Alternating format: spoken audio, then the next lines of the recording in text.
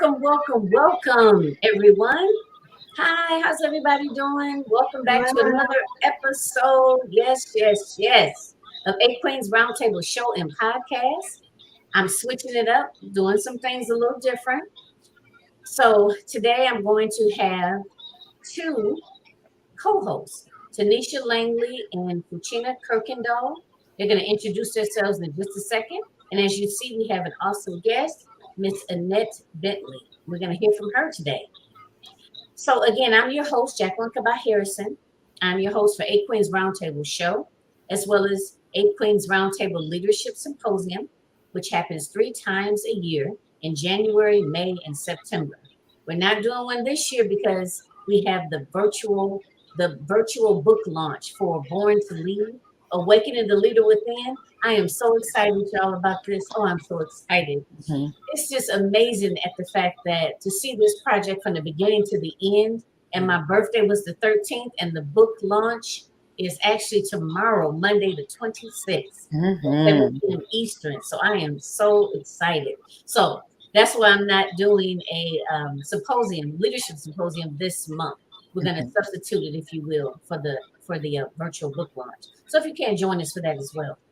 Also, I am the executive channel producer of the Eight Queens Roundtable channel on the Women Win Network. I am still interviewing for TV show hosts. So if you have a show and you want to become more visible, you want to be more global, you want more eyes on your content, then definitely email me or DM me and let's have a conversation. So let's get this show started. I'm going to first let my co-hosts introduce themselves. Miss Tanisha and then Miss Fuchina, if you could introduce yourselves, please. Yes. So thank you so much, Jackie, for having me as a co-host. I'm so excited to be co-hosting there with you and Miss Kirkendall, and of course with this much awaited time with Miss Annette. My name is Tanisha Langley. I am CEO and founder of Enrichment Strategist Services LLC, which is an education consulting business. And I serve K-12 students and teachers, and I provide evidence-based strategies in order to help close academic achievement gaps.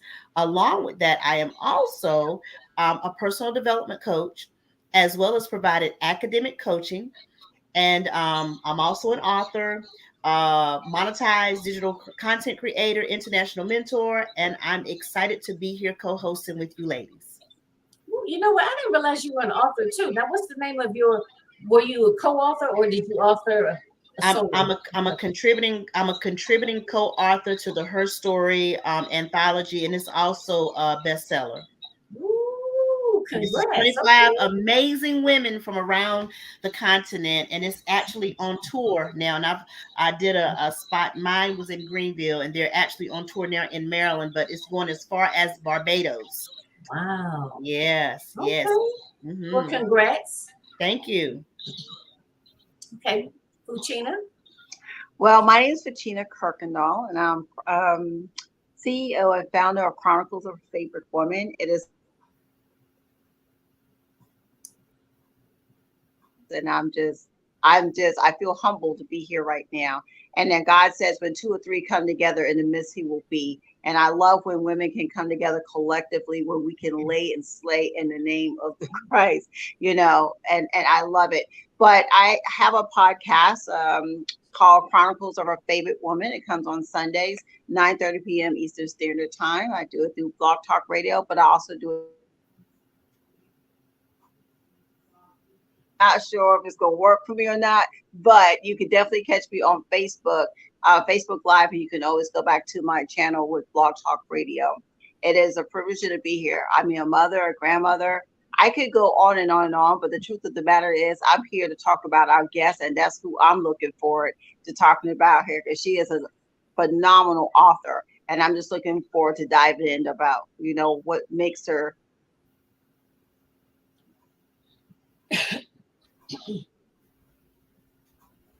Okay.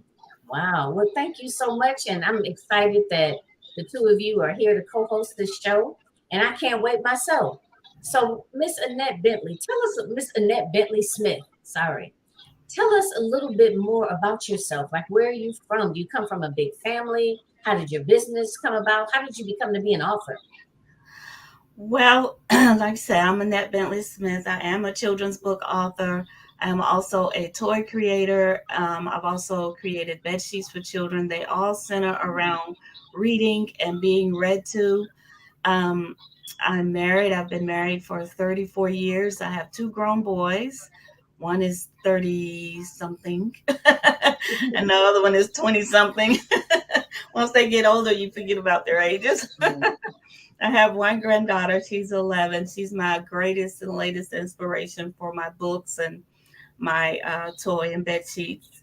I am from Georgia. I'm actually in McDonough, Georgia. Um, I got my. I always say that I got my inspiration starting with my mother for writing. In place of disciplining us when we were little, she used to write us letters. Might as well say a book. And telling us about our behavior, what we had done, how she wanted us to be, and different things like that. She loved writing us letters, even outside of discipline. She would write us letters, and so I think the seed was planted there, but it didn't actually germinate until I had my oldest son, Damario. Um, he had a skin tone incident when he was in daycare where this little Caucasian kid was going to they were coloring each other, and he was going to color his skin with a black crayon. And at the time, my son was very literal. He took everything literally. And so when he saw the black crayon, he got upset. And when I picked him up from daycare that day, that's when he told me about what happened. And I laughed, but he was upset. He didn't think that was very funny. That moment was a moment to teach him about his race, and that it didn't really mean the color of his skin was like the black crayon, but he was African American. And it was an education in race and heritage.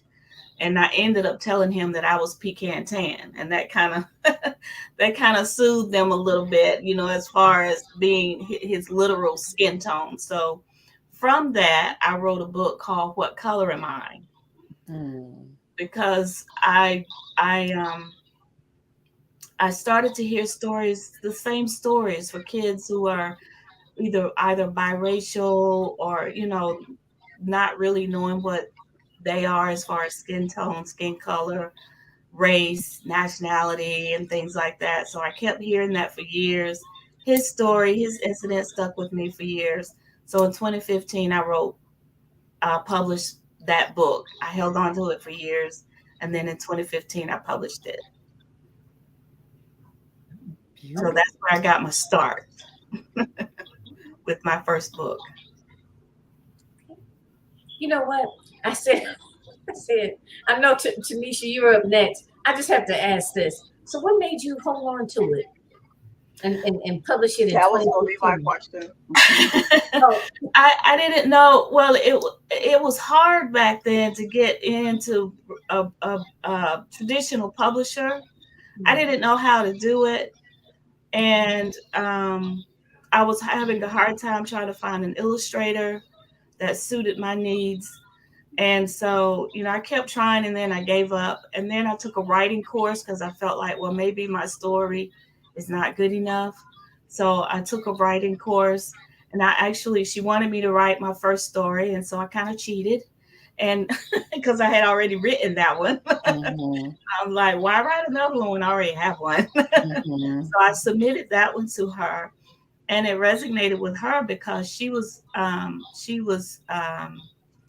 biracial. She was Hispanic and Black, and she loved the story. And she said, she had gone through something similar. The kids asking her what her nationality was because of her skin tone. They couldn't tell what she was. So after she told me that was a great story, we made some, editorial changes to it. And then once Amazon came up with 𝐐𝐴TEspace at the time. It was 𝐐𝐴TeSpace where you can publish your books free. That's when I did it. That was a door opening for many self-published authors. So that's why I waited so long. Okay. Awesome. Well, Annette, I would also like to ask the question, um, because I am a former educator, worked with many different grade levels and many different settings. Um, I think it's very unique that you would come up with such a concept and have it out. But my question to you is, have you been doing any works in the schools or school settings, nonprofits, organizations, any youth programs to do any type of activities that go along with your very unique story? I haven't, and actually, I'm a what do you call it? I suffer with depression a lot. Mm-hmm. I hide behind my computer, and I'm Mm-hmm. also an introvert, so it's kind of hard for me to get out. I actually have 14 books. So I publish more than I sell. Actually, I'm trying to reverse that, but I have my mind is I mean it's just full. I call it my brain is a filing cabinet because I have my brain full of stories. But as far as that particular book, I was trying to get with Crayola because the kids in the story ended up settling um, their dilemma with multicultural crayons. You know, Crayola has the multicultural crayons, and that's Mm-hmm. how they ended up solving their dilemma in the story. I was trying to get with Crayola, but Crayola doesn't work with outside people. So I was trying to figure out a way to, get out there with all of my books, especially my bullying book, but that book as well. But I've gone in a few like daycares and things like that, but I haven't gone into schools. My bullying book is in a few libraries. Um, but yeah. So I know Ms. Kirkendall, you're next, but if I can offer you some suggestions, a lot of times, Miss Smith, you can actually probably do some events online if it makes you um, shy to get out in front of other people. But right now, the buzzwords are, social and emotional learning, and things of that nature. So you can definitely, go in on that angle and actually put events together for that. Because some kids they need to hear that. So I'll stop right there because you're talking about things that are very passionate to me, and I'll do the reverse of that once I let Miss Kirkendall and Miss Kabah No, Harrison. go ahead. I mean, you were on a roll. Please go ahead because you're asking some of the things I was going to ask anyway. So go ahead. So that's one of the things I think that is great because what I actually experienced, as you can see, I'm fully melanated. Even though I didn't have, I was not, I didn't have a lot of self-esteem issues because of, because of my dark complexion. My mother suffered from it horrifically, and Oh, the kids in school were not nice about it. And then a lot of times, and even now, people will say it and not even understand that it's kind of insulting when they say you're pretty to be a dark skinned girl. So sometimes it's good, for the books that you're doing. They're very much needed, especially in a lot of the Title I schools, because your area is not much different from mine, where you've got a lot of Black and brown students. They need to know that it's not a little thing that they may be experiencing when it comes to their unique skin tone and their ambiguous looking. So people are trying to figure out, well, what are you?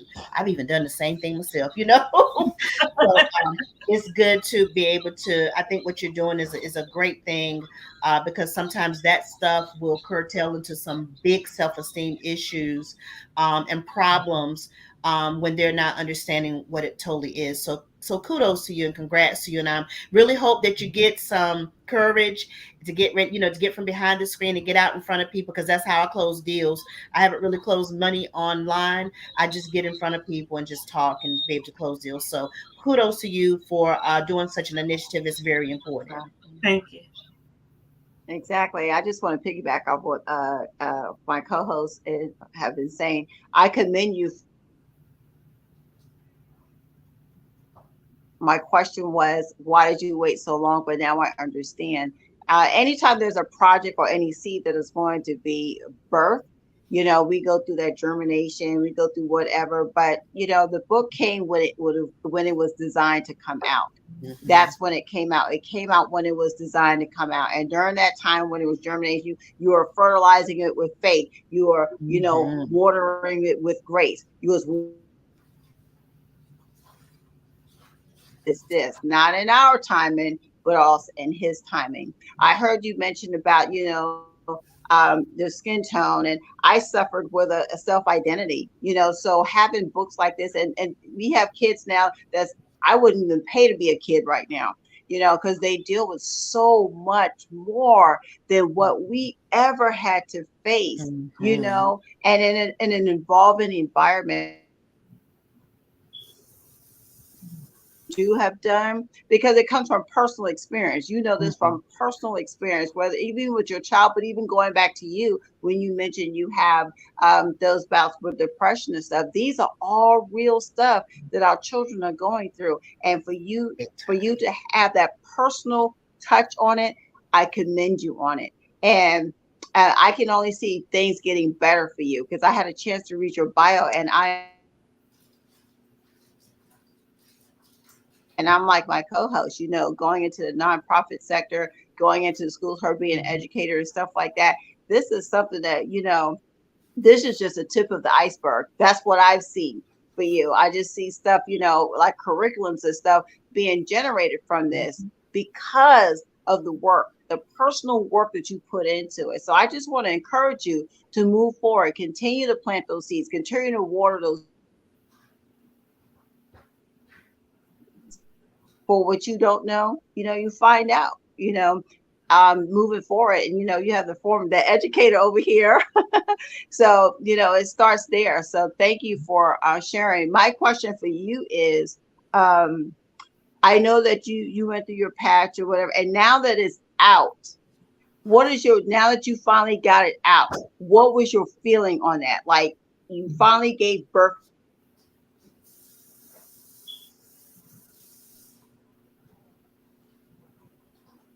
Well, just like you said,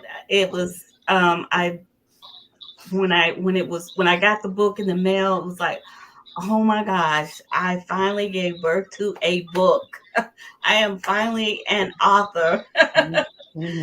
Yes, it's an amazing feeling. Even though I have so many, each one has its own. I don't have a running theme or anything. It's just based on what's happening, what was happening at the time with my boys, what was happening with my granddaughter. My bullying book is centered around a really good friend of mine. So my books are, although they're all fiction, children's books, they're written realistically. So they're very unique. I have a couple that are, truly fictitious, but majority of them are they're like Hallmark, based on a true story. Wow. Yeah, but it's amazing. It's an amazing feeling. It really is. Each one I write, and I see them in my hand. It's a wonderful feeling. Wow. So you said 14 books? Right. Wow. Okay, so let me ask this. Now, they're all published. I self-published them all through Amazon. Wow. Okay. I know it's probably people that's either watching now or that are going to watch and be like, wow, how do I do that? Is it that easy? Because I've never published a book before. This is my first. I was a part of a couple of other anthology projects that didn't really, let's just say, I don't know how to describe it, but I didn't really walk to the end with them. Let's just say that. So this is really my first time. So it's like when somebody talks about publishing, it just seems like it's like all like a foreign language to me. You know, I'm pretty sure that there's people out there that's probably gonna be reaching out to you. They're gonna be like, could you tell me how to do that? And can I buy one of your books? So things like that. So they're all self-published. Now, are they all around children's things? They're all around children's themes. I have, like I said, I have the bullying book. I have the skin tone book. I have a book about divorce. I have a book about um, sharing custody. It's called Shared Love. Um, I have a book about horses. I have a book about recycling. Have two books for grandparents. One for if you're a grandmother. One if you're a grandfather. I have a book about having a sleepover under the sea. That's the really fictional one. Um, but kids don't have sleepovers nowadays, not as much because of so much going on. That book really inspires them to use their imagination.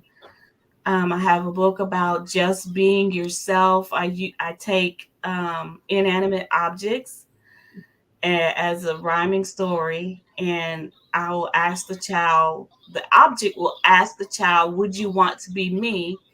The object will give you the good and the bad to being them. But in the end, it turns out you just want to be yourself. Oh, Wow. Wow. That's So, nice. That is really nice. well, yeah. I do have a question. So, Miss Smith, although you have your challenges, and you're a bit of an introvert, I think it's clear to see that all of us recognize that you are a phenomenal creative. So, put aside, your things that you deal with as an introvert and your other challenges. What is it that you ultimately would love to do with all these projects? Like, if there were no barriers, what would that be? To become a bestseller and to be a household name. The kids call me. I allow the kids to call me Mrs. Annie, and I have a little rhyme. Get hooked on Mrs. Annie's books. So I want that to be a running household name all over the world, and get kids hooked on my books. Yes, that's if there were no barriers, if there were no hindrances. I would want to be a bestseller and be a household name, because I love to see when kids. There was one child that read my divorce book and he cried because he saw himself in that book. It reminded him of the divorce between his parents, but this book, shows them it's not their fault, and even a lesson in it for the parents to be friends. I know a lot of times that can't happen, but it can happen if you put the kids first. It can happen. If you think about the kids, it can happen. And same for my shared custody. It can happen. You can be friends if you think of your child first and set aside all the whatever that brought you to that point. I think that's great, Miss Smith. That's why we're all cheering for you to be able to have the exposure that you need, because I've again taught in many different settings, and for privacy and confidentialities, I won't say which setting this particular book would have been very prevalent for, but you're about your divorce. One of my students that I was teaching, actually personality was altered during the process. They began to get in trouble because they were severely disturbed by their parents divorcing. And I'm gonna be honest, I would have loved to have had your book at that time to be able to read to them and do a project with them on that. So what you do in your body of work and your ideas, which are they're in simplicity, but they're hugely necessary and needed in certain areas, and that can be used as an educational resource. So we are cheering for you.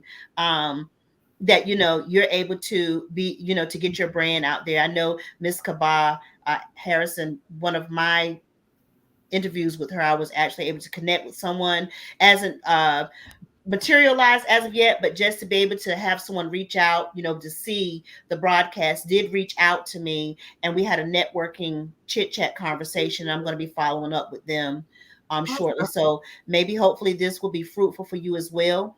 I And hope so. because it's very necessary what you're doing. In my body of work as an education consultant, I see a lot of hurt kids even before the pandemic, but even more so now. Yeah. I also use another source besides um, Amazon. You may have heard of it, Fiverr. Yes. I that's my go-to for my illustrations, for editing, for formatting, and everything. That's also what made it easy for me to um, publish all of my books. Those two together, aside from money, Mm-hmm. having because if you go through a traditional publisher, they handle all of that for you. But when you become your own self-publisher, you're responsible for everything. So that's was one of my challenges, funding to get these books published and get these ideas out of my head and onto paper and into kids' hands. So I kind of stopped because I have two other projects that I'm working on now. So I'm just trying to figure out which book of these 14 will be the best to get in front of people with, and then just let the others follow. Wow. So I have a question. What age group do you, I guess, write to or write for? I don't know how to say that, but like, is it like elementary school? Yes, Middle school? Okay, it's elementary. more or less elementary school. I would say 6 to 10, maybe 6 to 12. I think before Okay. they hit the teens, some of Mm-hmm. them can relate, even if they're reading it to their siblings at 12 or that age. I think they could benefit from it. Okay. Because my son's 11. So I heard you when you said you had the 11-year-old granddaughter. Hmm. I was My like, 11-year-old okay. granddaughter. Yeah. Yeah. Okay. Wow. Interesting. Are you into, and I have three grown children and I have five biological grandchildren. The oldest one just turned 9, but I also have three bonus grandbabies. So I have 8. Woo! Yes, and I love every bit of it. So I may also be ordering something from you as well. Um, have you considered, are you interested maybe in getting in front of children in that age range that Miss Kaba Harrison asked about, to read your stories? I am. Always a nervous wreck. Even when when I've gone in front of kids, I'm like, oh my, I'm trembling, I'm shaking, but I managed to get through it. But yes, I do want to do that so that I can get my products out, my books out there. Okay. Do you mind if I offer you some suggestions? Go right ahead. One of the best things is Ms. Kabat Harrison asked you the age range of the students is to basically just go online in your area. If you don't want to, because you're saying you're pretty much funding all this stuff yourself, so you want to work real smart. You could probably do a virtual session or face-to-face session, whichever makes you feel comfortable. But definitely call the schools and connect with their librarian. Okay. Yeah, call the school and connect with the librarian. That way is um less threatening to you just to talk to a librarian and to say, hey, I've got a couple of these projects. Do you what because what it is they have to also do projects in their on their evaluations. So if they're bringing you in as a guest to do read a book, maybe have a quick activity for the kids, then that counts in their evaluation and it gets the information out to you, out out about you, and which could be very helpful. So you may say, I'll do a virtual event, and they can set that up and bring the kids in the media center, put them in front of the smart board. So there's a couple different ways that you could do it. That can make you feel comfortable to be able to start moving your, now that you got the items out of your head and have an actual tangible project, now to be able to do something to expand your brand. And that's one safe and less threatening way to do it. Or, I'm sorry. Go ahead. Go ahead.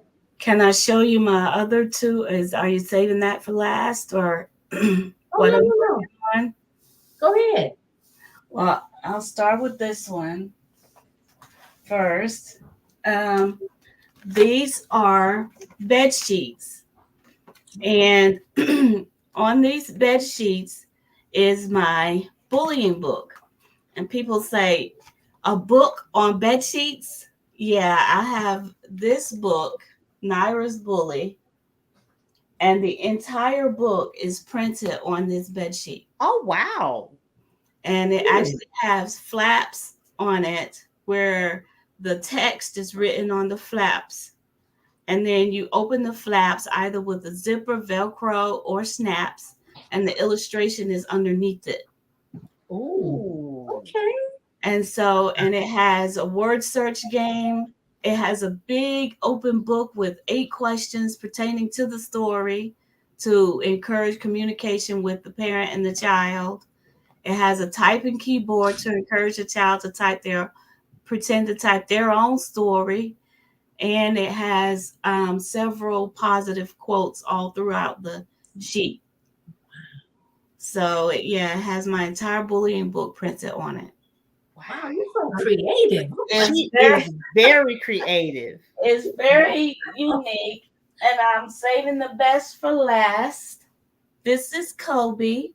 Oh, okay. Kobe will play 5 of my children's books by pressing his ear. He will play soothing music by pressing his other ear. And you can also upload your own recordings, your stories, your songs, your messages, whatever you have for your child or grandchildren. You upload it to the computer and then download it to Kobe, and you can play it through his hand. He has the volume button on the other hand. He has his USB port right here that you connect to the computer. It has a headphone set, so if they want to listen quietly to whatever, if they want to listen to my stories or songs or whatever you've recorded, they can do so silently. And then, of course, the on-off pause button. And he has his name on the back of his ear, Kobe. Oh my! Wow! You have those in production already? Yes, There, I have the first 50 here. The other, I had 200 made. So yes, the rest of them are on their way. And he's also a pillow. If you remove his book where you could put a picture of a loved one in here, this is removable and you can lay on his belly, and he is super, super soft. So yeah, that's another way I have of getting my stories out there. Eventually, once I get all my stories done, I want to help authors put their stories on here too, to help them get their stories out there. So that's what I'm working on in conjunction with my books. So I've gone to a couple of pop-ups to get myself out there. I had my family with me, so it wasn't so it was unnerving, but with them there, I was able to get out there, Wait a minute, hold on now. You got a lot of surprises over there. I mean, I have no idea. I mean, that is so great. That is. Wow, that is so. That's so creative. It's innovative, and I mean that's a lot. First of all, even writing the 14 books, even doing that, and doing the self-publishing. Wow, that is awesome. There's now, a story. Do you work full time as well while you're doing all of this? Oh, okay. No, I'm disabled, so that's why I have a lot of time. My imagination works in place of my physical body. So, so Okay. you can see I have a wild imagination, a big imagination. Yes, you do. 'Cause, you know, I listen to a lot of Les Brown. And one of the things that, and it's just when you mentioned imagination, it made me think of it. But he says that a lot of times people, children dream, children imagine, but adults don't. And he was just like, a lot of times people die at the age of 21, Yep. even though they're still physically living, but Yep. their creativity and their imagination true. just goes, psh, for Mhm. all the quote unquote the real life stuff. So Mhm. I'm just like, I'm just floored. Your Mhm. imagination is just, oh, I mean, this is phenomenal. I mean, phenomenal. There's Wow. a story behind that koala bear. My granddaughter is the product of divorce. Okay. And she told me when she was around 4, I think she was about 4 or 5 years old. She says, Nana, I wish you could read to me every night through my bears. And I said, well, maybe one day someone will create something so that I can. Mhm. Years later, I always wait years later, right? Mhm. But years later, I managed to come up with something. It took me 2 years to come up with that koala bear, but I did it. The koalas are her favorite animals, so that's why we went with koala. And I'm waiting to record a special song on there for her, something that she can keep for a long time, hear my voice and a message and a story. Wow. Wow. Also, um, Jacqueline, to add to what you said and to also quote Uncle Les, Miss Bentley Smith, you're doing a beautiful job because he always, on top of saying that, people die at 21, but they're still actively here, he always often says one of the most wealthiest and richest places in the world is the cemetery, where you are doing a very good job of not taking yours with you. You're leaving it here, you're getting it up and out. And so that's the beautiful thing, that you are not taking yours with you. You're leaving it here. And when that's a very profound statement.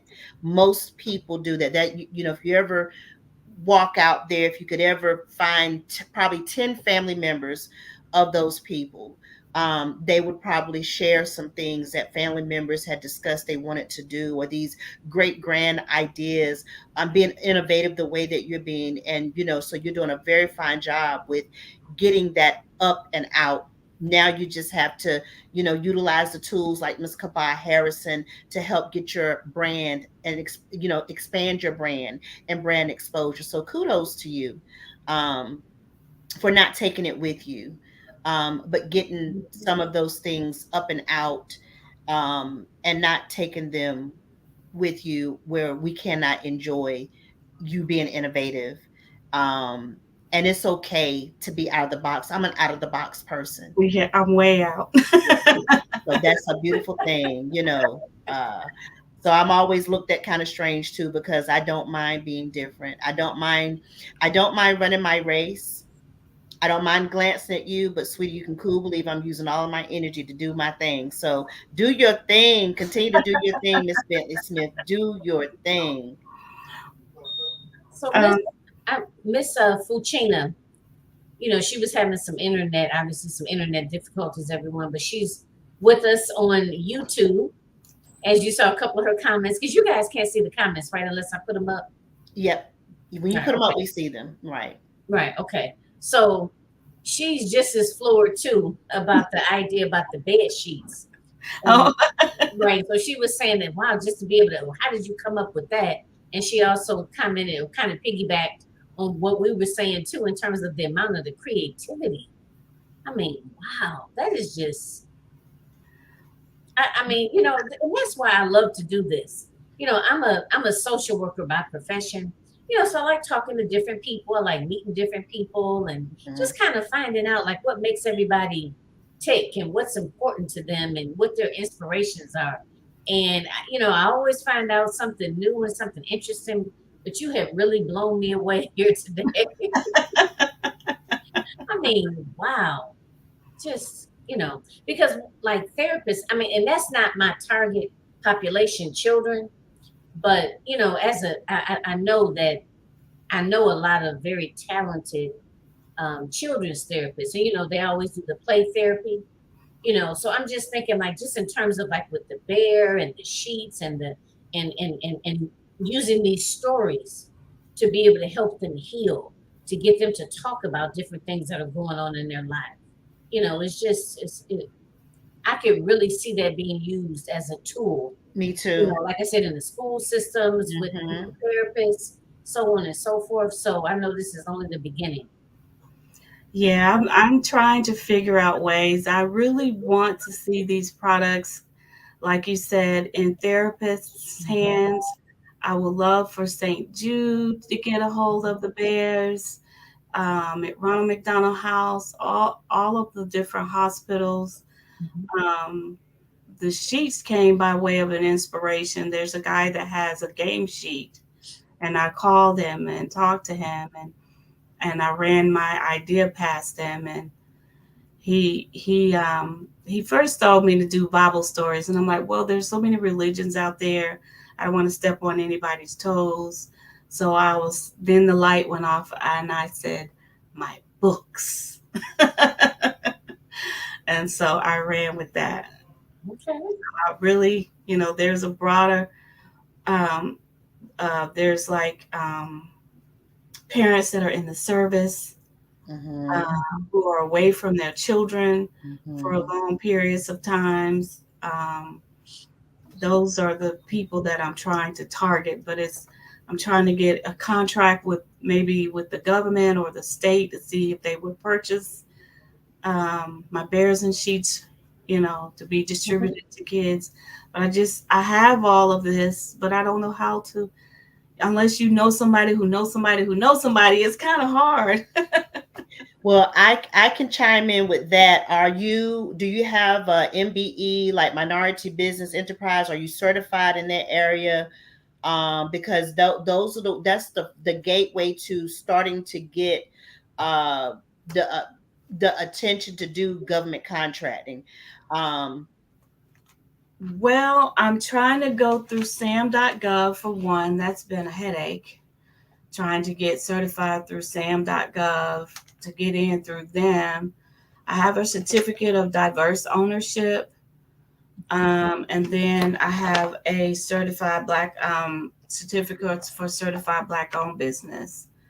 But the one that you spoke of, I don't know if this certificate of diverse ownership, because it has woman-owned, minority-owned, small business, small disadvantaged business, and disabled-owned business. Minority Business Enterprise. Yeah, it's different, and we'll have that discussion because I also have a resource for you.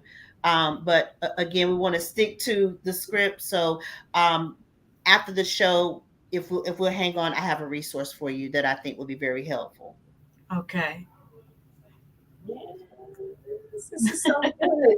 I was just going to say that because we can all check. Because I need to take a couple of notes too. I don't have any of those certificates. So yeah, let's definitely chat about that. Wow. So, well, Tanisha, did you have another question that you could think of right now? No, you can go ahead. I think I asked the question because I'm just like you. I'm just impressed, like, because I love innovativeness. I love it. And so no, I don't have a question right now. Probably when you get to talking to her and she says something, I'll come up with something. But no, I don't. Okay. I was gonna ask you. Let me see. Let me put it into one question. So, if you were to give advice to your younger self, what would it be? Oh, wow. Don't be afraid. Okay. Don't be afraid. And like I said, one of my last interviews, just do it. Just be like night and just do it. Yes. Yes. Don't be Yes. afraid and just do it. And you'd be surprised, or I'm always surprised at how, whenever I ask that question, or even if I don't ask it, a lot of times it just comes up. But I would say 9 out of 10 people say that, that, or something similar to that. I won't be so concerned with other people's opinions or with what other people think I should be doing, or the plan that they, maybe my mother's vision or my father's vision or my grandmother's vision for my life.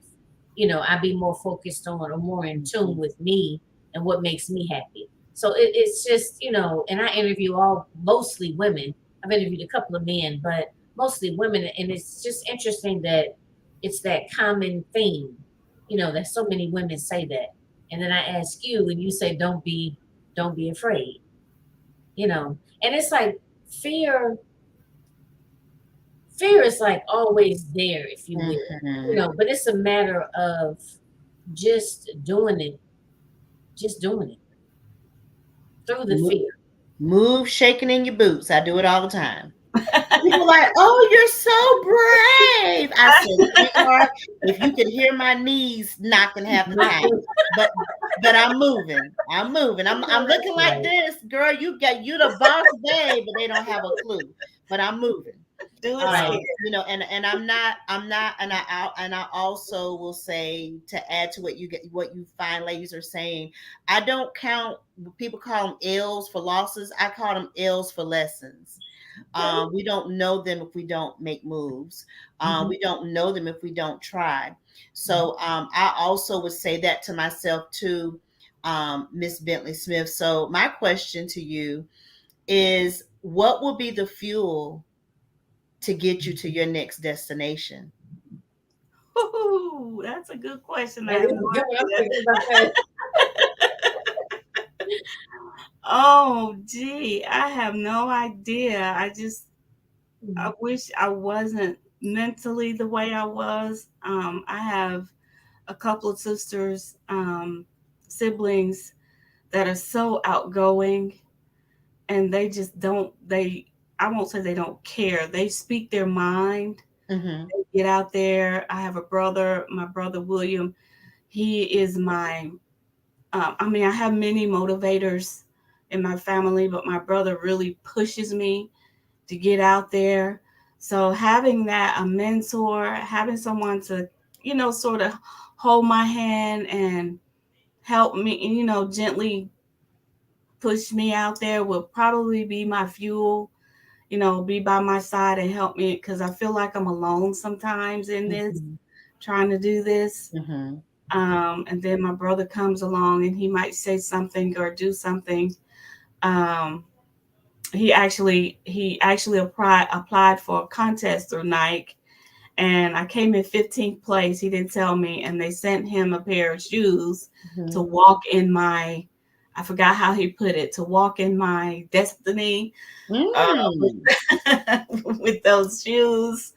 So I would say my fuel is just support, the know-how, and ways to get out there that suits me, even though I may have to do it, walk in fear and do it scared. I don't know. I think that was a squirrely moment. I hope it made sense. Me and Miss Kabah Harrison know exactly what you're talking, because we both have. I know that I've had to have some coaching and mentoring, and those are very good vehicles to have fuel.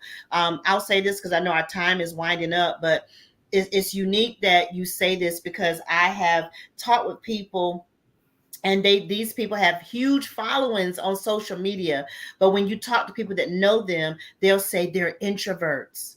Like, what?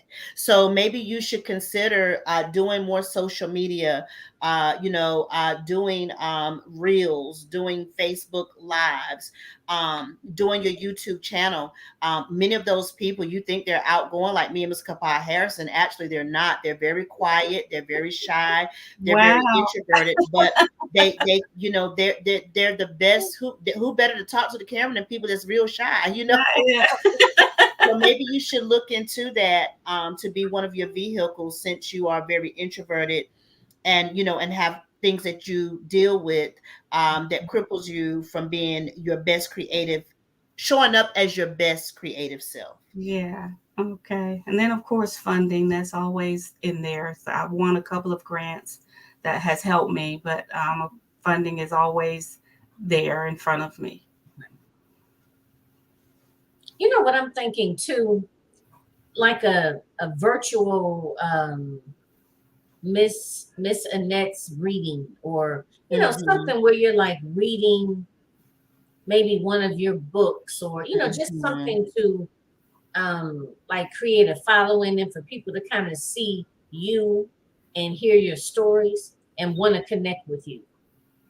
I have that on Facebook.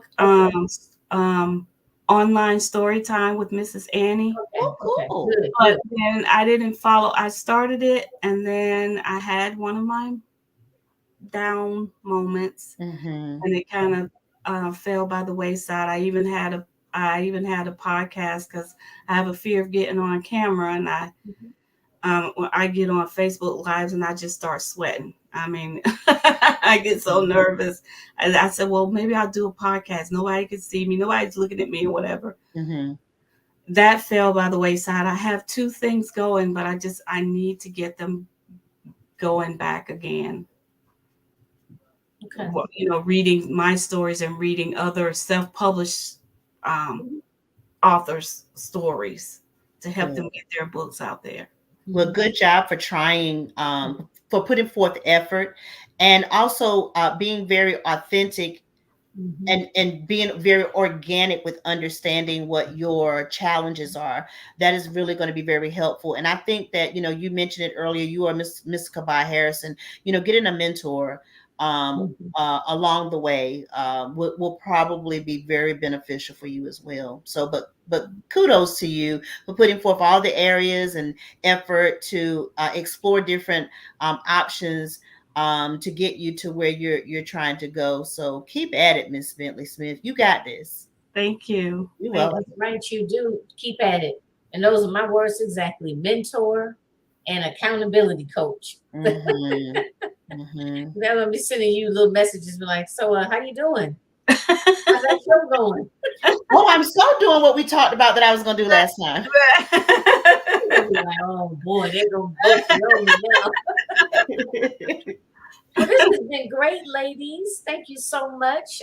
It's been a pleasure chatting with you, Annette, and hearing your story. And again, I'm just so